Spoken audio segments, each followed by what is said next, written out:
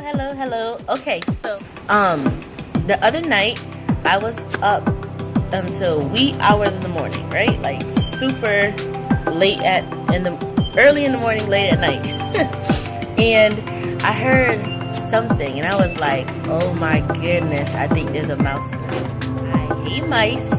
I don't like them at all. Yeah, no, not happening.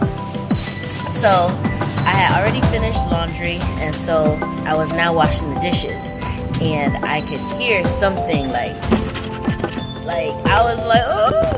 So the bin that was holding the laundry was empty because I folded all the laundry, put it to where it needs to be, and the bin was just empty now. So so I took the bin and I took my shoes off. No, I already had my shoes off. I took my shoes, I put it up towards the wall, and I put the bin over to where I was washing the dishes, and I got inside the bin.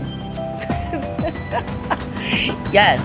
So I'm inside the bin, and I don't hear any more noise or anything like that, but I still feel fear clenching me. Like, I am scared of mice. I'm scared of mice and snakes, but I will touch a snake before I touch a mouse. Yes. So I'm like, I don't know where this mouse is. I don't even know if it's a mouse. Like, it could have been papers fell behind my refrigerator. That's what it could have been, but I was so scared because I know the weather is changing where I live at, and so usually when the weather changes, you get little stuff, and I'm like, oh man, here we go. So mouse, I never see the mouse, I never hear a mouse, like none of that. I never hear the mouse's voice, I never see a mouse, but I was scared of the possibility that there could be a mouse. So I put myself in a box. Basically, like, a bin is a box. So I'm in this bin, standing there, washing dishes, sweeping the floor, like everywhere that I needed to go. I went with the bin. Everything I needed to do, I did it inside the bin. And then when it was time for me to turn the lights off, I turned the lights off in the bin. I slid my way, or hobbled my way to my room with the lights off and all of that in the bin. And when I got in the bed, I just started busting out laughing at myself because I let fear put me in a box. So I'm just here to tell you that if you have something that you are afraid of, don't let it bend you up. Because your girl was in a bin washing the dishes in the kitchen because I thought I heard something. Oh gosh. Anyways, so don't let that be you.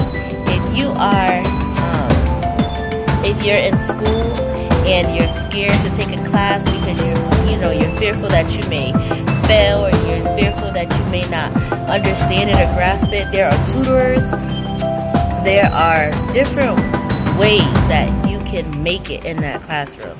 If you are in a relationship with a woman and you love her and you love everything about her, but you're fearful of marriage because your parents didn't make it in marriage, or you've seen a friend go through a rough divorce, or people cheat on people, so you're fearful of that thing, please do not let that box you up. Do not let that put you in any sort of restraint of not marrying her because you're fearful of what could happen.